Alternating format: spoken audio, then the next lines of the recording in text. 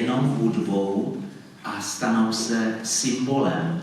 Modlitba pro Martu od autorů Jindřicha Brabce a Petra Rady vznikla původně pro seriál Píseň pro Rudolfa III., ale historie ji určila v mnohem důležitější roli. Je to píseň, která umí spojit lidi v těžkých chvílích i v radostné naději. Modlitba pro Martu